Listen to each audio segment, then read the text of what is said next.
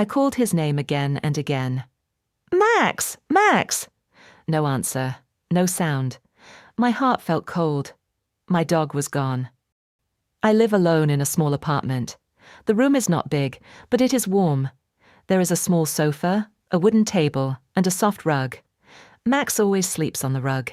He likes the sun. Every morning he sits near the window and waits for light.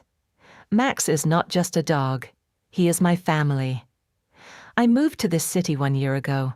I did not know anyone, no friends, no family. Only Max stayed with me. At night, when I felt tired, I talked to him.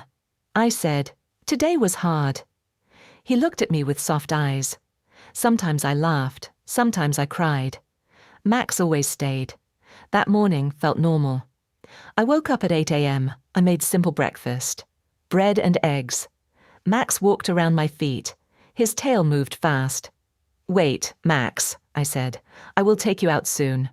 He gave a small bark. He was happy. After breakfast, I picked up his leash. Max jumped in place. He loved walks. I opened the door. That was the moment. A loud sound came from the hallway. Someone dropped something. It made a sharp noise. Max got scared. Before I could react, he ran. He ran past me. He ran out the door. "Max!" I shouted. I dropped the leash. I ran after him. The hallway was empty. I looked left. I looked right. No Max. My chest felt tight. My hands started to shake. I ran to the stairs. I ran down fast. "Max! Max!" My voice echoed, but there was no answer. I went outside. Cars passed by. People walked on the street. Everything looked normal. But my world was not normal. I turned left. I turned right. I ran without thinking. "Have you seen a small dog?" I asked a man. He shook his head. "No," he said. I asked a woman. She did not stop. She just walked away. I kept running. I checked the park. I checked the corner shop. I checked every small street. No Max. Time moved fast. The sun went higher. My legs felt heavy. My throat felt dry. Still no Max. I stopped in the middle of the street. I looked around. So many people, so many cars. But I felt alone. "It is my fault," I said softly. I opened the door. I did not hold him. Tears came into my eyes. I sat down on the sidewalk. The ground felt cold. I held my head in my hands. "Max," I whispered. "Where are you?" For the first time in a long time, I felt completely alone again. And this time, Max was not there with me. I did not go home. I could not go home. Max was not there. So I stayed outside. I stood up slowly. My legs still felt weak. "I have to find him," I said to myself. I took a deep breath. Then I started again. First, I went to a small shop. I bought a pen and some paper. My hands were still shaking. I wrote slowly. "Lost dog. Name, Max. Small, brown, very friendly. Please call me." I added my phone number. I looked at the paper. The words felt too simple. But I had nothing else. I made many copies. I walked from street to street. I put the papers on walls, on doors, on bus stops. Each time I looked at the photo. "Please come back," I whispered. Then I started to ask people again. "Excuse me," I said, "have you seen my dog?"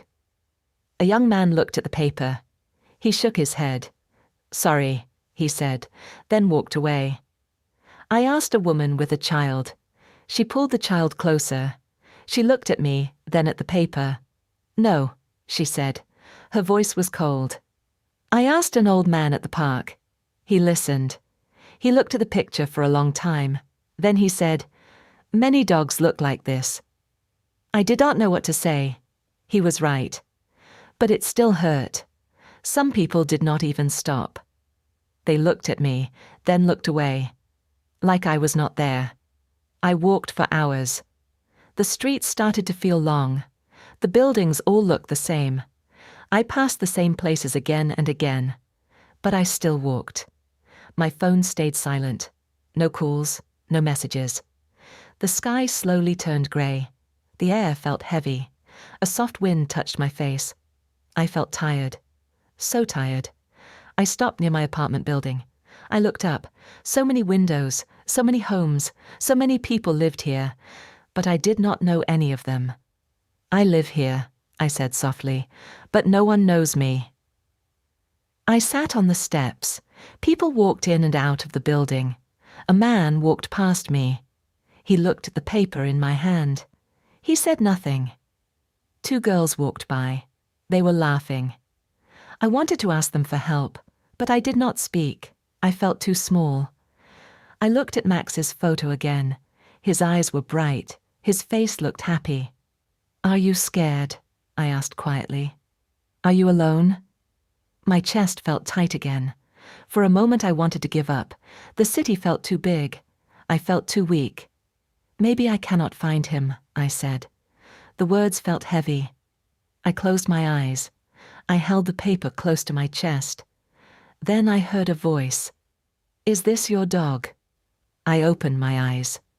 An old woman stood in front of me. She pointed at the paper in my hands. I looked at her. I did not know why, but I felt something change. "Yes," I said. The old woman looked at the photo again. "He is very cute," she said. Her voice was soft. Her eyes were kind. I stood up slowly. "Yes," I said. "His name is Max." My voice was low. I still felt tired. She nodded. "Do not worry," she said. "We will try." We. That word felt new. I was alone all day. Now she said we. "Thank you," I said. I did not know what else to say. She took out her phone. "Can I take a picture?" she asked. I nodded. She took a photo of my poster. "I have a group," she said. "People in this building." She smiled a little. "We share news there." I watched her type. Her fingers moved slowly but steady.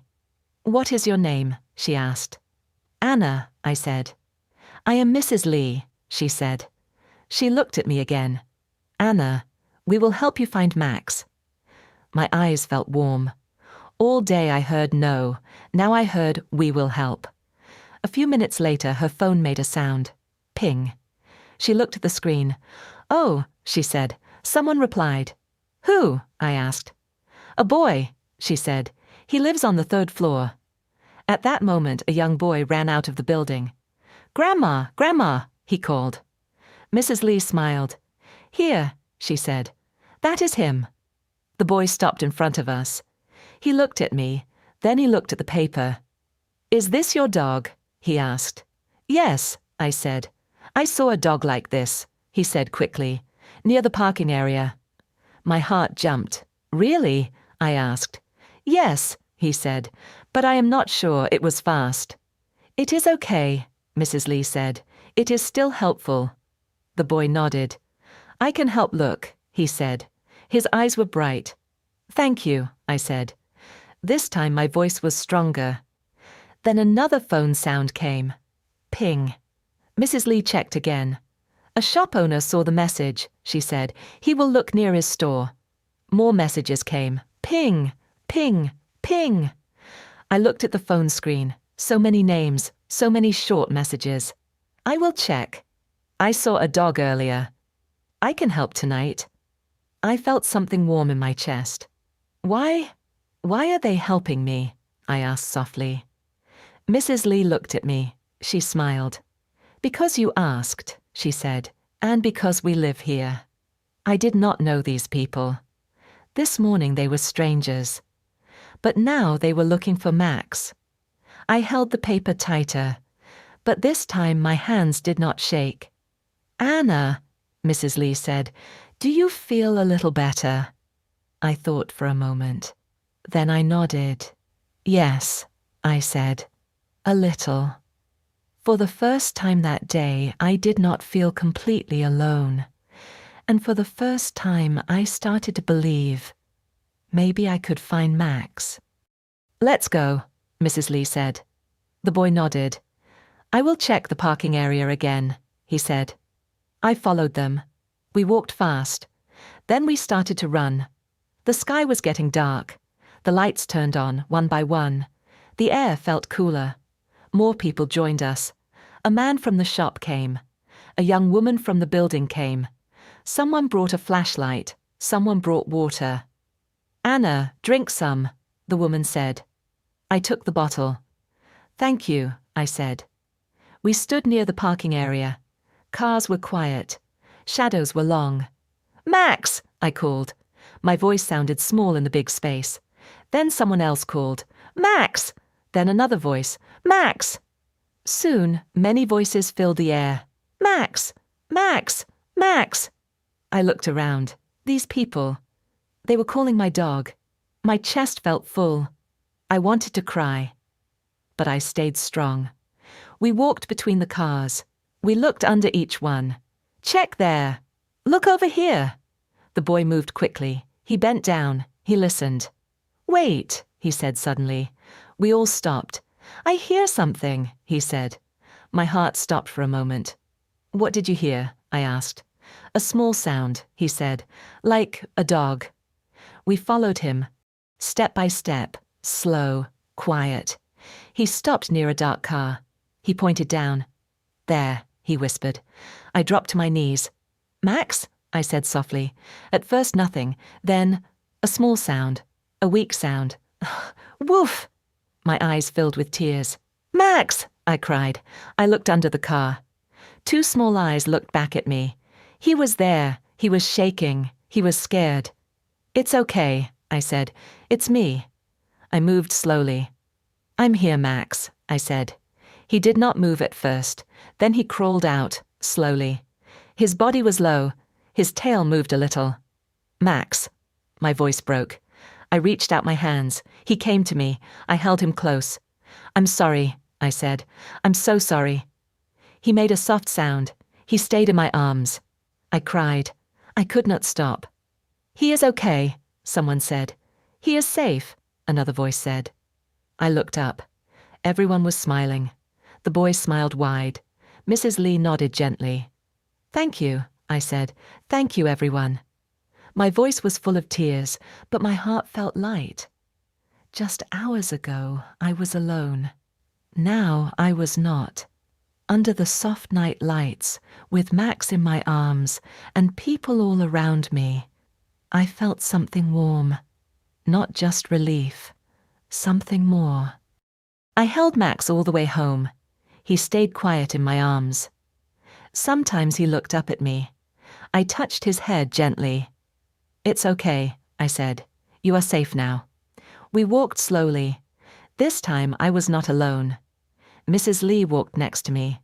The boy walked in front of us. Others followed behind. It felt like a small group, a small family. When we reached the building, no one left right away. "Do you need help?" the young woman asked. "Do you have food for him?" the shop owner asked. I smiled. "Yes," I said, "I have everything." But I knew what I really needed today was not just food or water. It was people. "Thank you," I said again.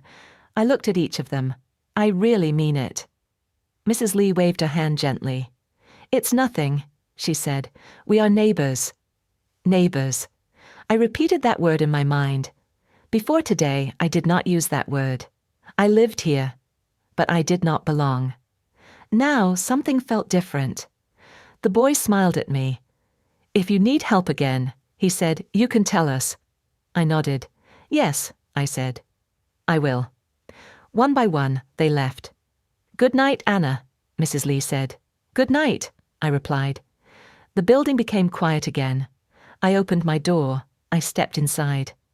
The room looked the same. The small sofa, the wooden table, the soft rug. But it did not feel the same. Max walked in slowly. He went to the rug. He lay down. I sat next to him. I watched him for a long time. "You came back," I said softly. He closed his eyes. I smiled. Then I looked around the room again. This morning, this place felt small. Now it felt warm. Not because of the room, but because of today. I lay down next to Max. I closed my eyes. In my mind, I saw their faces. Mrs. Lee, the boy, The others. I heard their voices. We will help. He is safe. We are neighbors. I took a slow breath. I did not just find you, I whispered to Max. I paused. I found people. Max moved a little. His tail touched my hand. I smiled in the dark. For the first time in a long time, I did not feel alone. And in this big, busy city, I finally felt I had a small family.